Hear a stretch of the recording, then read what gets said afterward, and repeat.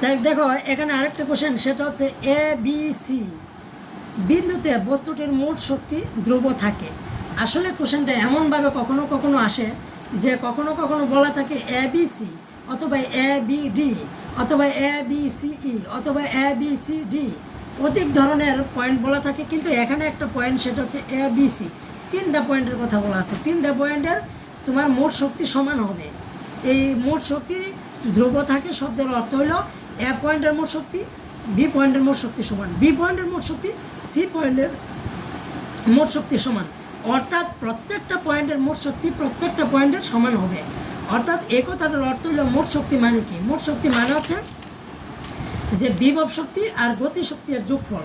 যদি আমি এ পয়েন্টের মোট শক্তি বের করতে চাই, তাহলে এ পয়েন্টের মোট শক্তি বের করতে হলে এ পয়েন্টের বিভব শক্তি বের করতে হবে এবং এ পয়েন্টের গতি শক্তি বের করতে হবে। এই দুটো শক্তিকে যোগ করতে হবে, তাহলে এ পয়েন্টের বিভব শক্তি মোট শক্তি পাবো। অনুরূপভাবে বি পয়েন্টের ক্ষেত্রেও গতি শক্তি বিভব শক্তি বের করে এই দুটাকে যোগ করতে হবে।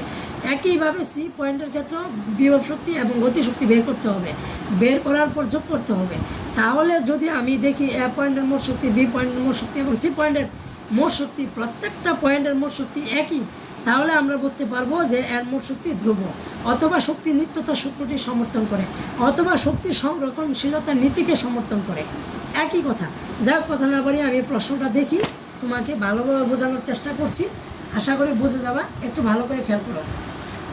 তাহলে শুরুতে তুমি এবি পয়েন্ট দেখেছিলা, যে এবি পয়েন্ট হচ্ছে এ থেকে, এই যে এ থেকে বি, যার উচ্চতাকে আমরা কি ধরলাম? S1 বললাম। এবি এর পয়েন্টের উচ্চতাকে আমরা S1 বললাম, যার মান আমি শুরুতে বের করে নিয়েছিলাম। এ থেকে বি এর উচ্চতা হচ্ছে 490 মিটার।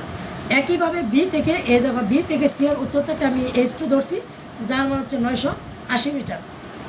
এবং এ থেকে সি এর উচ্চতাকে আমি H বলছি, এ থেকে সি এর উচ্চতা হচ্ছে 1470 মিটার। আচ্ছা যাই হোক, আর তোমরা এখানে দেখতে পাচ্ছ 250 গ্রাম, যেটা গ্রামে দেওয়া আছে, এটাকে 1000 ভাগ দিয়ে আমি কেজিতে নিয়ে গেলাম। আর আদিবেগ তো জানোই যে একটা বস্তু যেহেতু স্থির আছে, তাহলে তার আদিবেগ হচ্ছে 0 মিটার পার সেকেন্ড। কথা না পারে যেহেতু আমাকে তিনটা পয়েন্টের মোট শক্তি বের করতে বলছে, আমি প্রথমত এ পয়েন্টের ক্ষেত্রে চলে আসি। এ পয়েন্টে লিখছি এ বিন্দুতে বিভব শক্তিকে আমরা সাধারণত ইবি দ্বারা প্রকাশ করি, আর ইবি শক্তি, ইবি ইকুয়াল হচ্ছে mgh। এখানে এম বলতে জানো যে বস্তুটির ভর কত, জি পয়েন্টের মান জানো 9.8, আর এইচ বলতে কি জানো? একটু চিত্রটা দেখাই। এইচ বলতে এখানে এইচ মানে এ পয়েন্টে বস্তুটা আছে, তুমি যদি এ পয়েন্টে বস্তুটাকে মুক্তভাবে ছেড়ে দাও, এ পয়েন্ট থেকে সিতে চলে যাবে। এ থেকে যদি সিতে চলে যায়, তাহলে এ থেকে সিকে কি টোটাল উচ্চতাকে বোঝাইছে, মানে মোট উচ্চতাকে বোঝাইছে। তাহলে এই ক্ষেত্রে এ পয়েন্টের উচ্চতা বিভব শক্তির ক্ষেত্রে মোট উচ্চতাকে বোঝানো হয়েছে। এবার দেখো মোট উচ্চতা আমি আগেই বের করছি, সেটা হচ্ছে 1470। তাই আমি 1470-এর সাথে 9.8, তার সাথে 0.25 গুণ দিয়ে আমরা 36.1.5 জুল পাইলাম। তাহলে আমি অলরেডি বিভব শক্তি পাইছি। একইভাবে আমি গতিশক্তি বের করবো গতিশক্তির সূত্রের সাহায্যে, সেটা হচ্ছে গতিশক্তি অর্থাৎ কি ইকে, যার সূত্র হচ্ছে KE equal half M B square. এবার তুমি দেখো হাফের হাফ, এম এর মান জানো, আর বি স্কোয়ার মান তোমাকে বের করে নিতে হবে, কারণ প্রত্যেকটা পয়েন্টের ব্যাগ ভিন্ন হয়।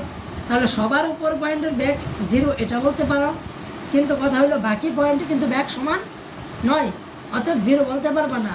শুধু সবার উপর পয়েন্টের ক্ষেত্রে ব্যাগ 0 বলতে পারবা। এই কারণে কথাটা কিন্তু ভালো করে মনোযোগ দিয়ে শুনবা। তারপরে দেখো এই বি স্কোয়ারের সূত্র হচ্ছে ইউ স্কোয়ার প্লাস 2gh। ইউতে যেহেতু জানো আদিবেগ 0, তাহলে বসাই দিলা 2 আর 0 মান 9.8 আর এইচ। এখন তুমি বলতে পারো যে স্যার, আচ্ছা তুমি বলতে পারো যে স্যার এখানে এইচের মান আপনি 0 ধরলেন কেন? কারণ প্রশ্নটা তোমাকে দেখায় এখানে এ পয়েন্টের কথা আমি আসছি না, তাহলে এ পয়েন্ট কোথায়? এখানে। তাহলে এ পয়েন্টের ক্ষেত্রে মনে রাখবা গতিশক্তি উপরের দিকে কাজ করে আর বিভব শক্তি নিচের দিকে কাজ করে। এই কথাটা যদি মনে না রাখো, অঙ্ক কখনো পারবে না। বলছি গতিশক্তি উপরের দিকে কাজ করে উচ্চতা, আর বিভব শক্তি নিচের দিকে কাজ করে। তাহলে এ পয়েন্টের উপরের দিকে কি কোনো কিছু আছে? নাই। তাহলে এখানে কি স্থির ছিল বস্তুটা, তাহলে উচ্চতা কি ছিল? 0। তাহলে এ পয়েন্টের উপরের ক্ষেত্রে অর্থাৎ সর্বদাই গতিশক্তি উপরের দিকে কাজ করে। এই জন্য দেখো আমি এখানে উচ্চতা 0 ধরছি, কারণ কি তোমাদেরকে আমি কথাটা বারবার বলছি যে গতিশক্তি উপরের দিকে কাজ করে উচ্চতা, আর বিভব শক্তি নিচের দিকে কাজ করে উচ্চতা। তো এই জন্য এটা ক্যালকুলেশন করতে করতে আমি 0 পাইলাম। তাহলে আশা করি তোমরা এই এ পয়েন্টের গতিশক্তি বুঝতে পারছো, 0 পাইছি। আর এ পয়েন্টের বিভব শক্তি দেখো পাইছি, যা পাইছি 36.1.5 জুল।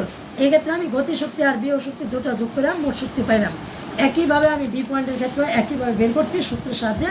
প্রথমত বিভব শক্তি বের করছি, সেটা হচ্ছে MgH এর সূত্রের সাহায্যে। এম এর মান হচ্ছে 0.25 আর জির মান 9.8 আর উচ্চতা 980। তুমি বলবা স্যার এখানে এইচ এর মান 980 ধরছেন কেন?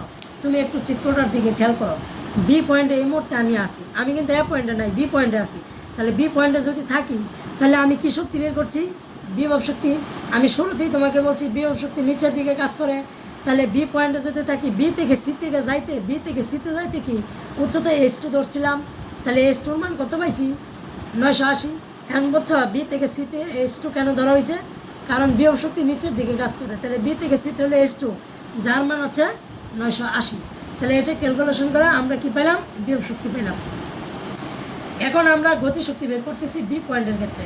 তাহলে গতিশক্তি সূত্র দিলাম হাফ এম বি স্কোয়ার, হাফের হাফ, এম এর মান জানি আর বি স্কোয়ার সূত্র দিয়ে বি স্কোয়ার মানটা আমরা এখানে সূত্রের সাহায্যে মানটা বসাই দিলাম। ইউর মান 0 আর প্লাসের প্লাস, টুর মান জানো আর জির মান জানো 9.8 আর এইচ এর মান হচ্ছে 490। তুমি বলবা স্যার এখানে 490 ধরলেন কেন বা H1 ধরলেন কেন?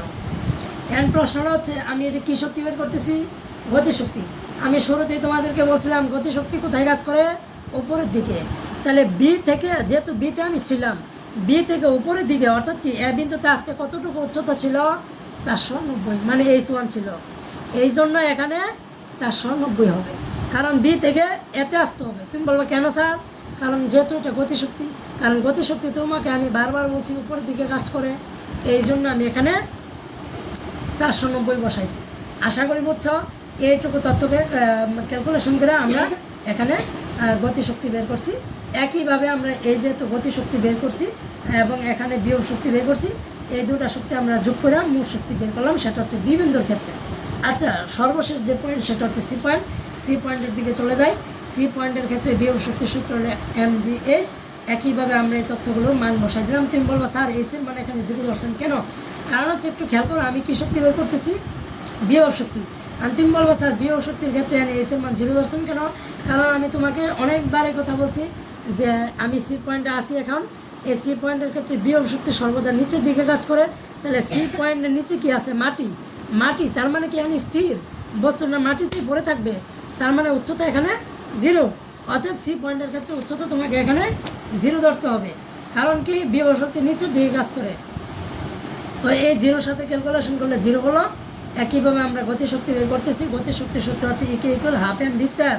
আমরা হাফ বসাই দিলাম, এম এর মান বসাই দিলাম, বি স্কোয়ার সাথে বি স্কোয়ার সূত্র বসাইলাম এবং আমরা ইউ স্কোয়ার মান বসাইলাম, প্লাসের প্লাস দিলাম, 2 দিলাম, জি 9.8, এইচ এর মান 1470 দিলাম। তুমি বলবো এটা আবার 1470 দিলেন কেন? কারণ হচ্ছে তুমি একটু খেয়াল করো, এটা কী শক্তি বের করতেছি? আবার দেখাচ্ছি গতিশক্তি বের করতেছি সি পয়েন্টে। গতিশক্তি কাজ করবে কোথায়? উপরের দিকে। অর্থাৎ সি থেকে উপরের দিকে কোথায় আছে? তোমার সর্বোচ্চ এ আছে। তাহলে সি থেকে একে বুঝাইছি মানে কি মোট উচ্চতাকে, অর্থাৎ মোট উচ্চতা মানে কি ছিল? 1470 ছিল। এই জন্য তোমার গতিশক্তির ক্ষেত্রে উচ্চতা, টোটাল উচ্চতা এখানে বসানো লাগছে। তো ক্যালকুলেশন করে আমরা এখানে সি পয়েন্টের গতিশক্তি বের করছি। আর এখানে তোমরা একটু দেখো, এই যে বিভব শক্তি বের করছি সি পয়েন্টের ক্ষেত্রে, এই দুটা যোগ করছি, মোট শক্তি পাইছি। আচ্ছা, আমরা সি পয়েন্টের মোট শক্তি দেখলাম এই যে 3601.5 জোল। আমরা বি পয়েন্টের ক্ষেত্রে একইভাবে দেখলাম 3601.5 জোল। এ পয়েন্টের ক্ষেত্রেও দেখো তোমরা এখানে মোট শক্তি 3601.5 জোল। তাহলে প্রত্যেকটা পয়েন্টই মোট শক্তি সমান। অতএব এই বস্তুটির কি ক্ষেত্রে ধ্রুব বা মোট শক্তি ধ্রুব থাকে, অথবা শক্তি সংরক্ষণশীলতার নীতি মেনে চলে, অথবা সংরক্ষণশীলতার নীতিটিকে সমর্থন করে। আশা করি বুঝতে পারছো। ওকে, ধন্যবাদ।